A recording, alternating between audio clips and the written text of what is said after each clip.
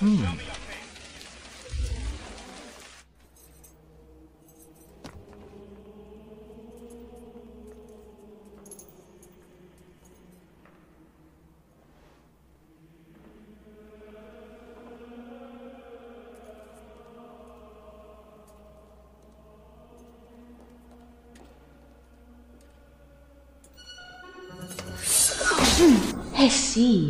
Ήρεμα, ήρεμα. Ξυρίστηκα το πρωί. Αλήθεια, σου ξέφυγε ένα σημείο. Ωραία, ωραία. Άφησε με μόνο μια στιγμή να σου πω κάτι. Γιατί? Την πάτησες. Μου τη δίνεις, παλιό. Πρόσεχε. Είσαι σε εκκλησία. Πάντα τόσο γοητευτικός είσαι ή είμαι πολύ τυχερή? Αχα, κεριά. Είμαστε μόνοι. Μουσική. Δεν υπάρχει καλύτερο μέρος για μια μάχη. Παλεύεις σχεδόν σαν άντρας. Ναι, αυτό ακριβώς θα έλεγα και για σένα. Αυτό δεν είναι χτύπημα κάτω από τη ζώνη. Όχι, είναι όμως αυτό. Ωραία. Η κόρη σου είναι αυτή? Δεν συμπαθεί τους στρατιώτες. Όχι. Δεσποινής. Είμαι ο Φίβος. Σημαίνει Θεός ήλιος. Και εσύ είσαι... Με ανακρίνεις? Όχι. Συστήνομαι. Δεν θα με συλλάβεις? Όσο είσαι εδώ μέσα, όχι. Δεν είσαι σαν τους άλλους στρατιώτες? Μάλλον.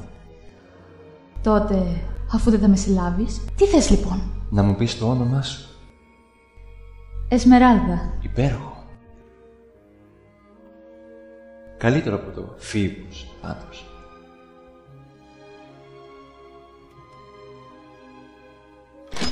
Μπράβο, Λοχαγέ. Τώρα συλλάβετε την. Ζήτησε άσυλο. Λέγε. Μου την έφερες. Περιμένω, Λοχαγέ. Λυπάμαι, αλλά ζήτησε άσυλο. Δεν μπορώ να τη συλλάβω. Τότε πέταξε την έξω και... Φρόλο, δεν θα την αγγίξεις. Κόρη μου, ο δικαστής Φρόλο έμαθε πριν από χρόνια να σέβεται το άσυλο της εκκλησίας.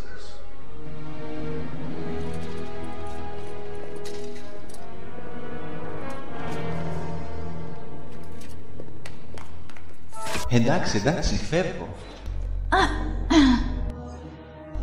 Νομίζεις ότι την έφερες, αλλά έχω πολύ υπομονή και οι τσιγκάνοι δεν αντέχουν τους πέτρινους τείχους. Τι κάνεις εκεί? Σε αυτό τον υπέροχο λαιμό φανταζόμουν να σκύβει. Ξέρω τι φανταζόσουν. Έξυπνη μάγισσα.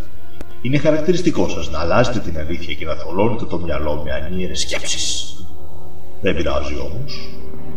Διάλεξες μια μεγαλοπρεπή φυλακή, αλλά δεν πάβει να είναι φυλακή.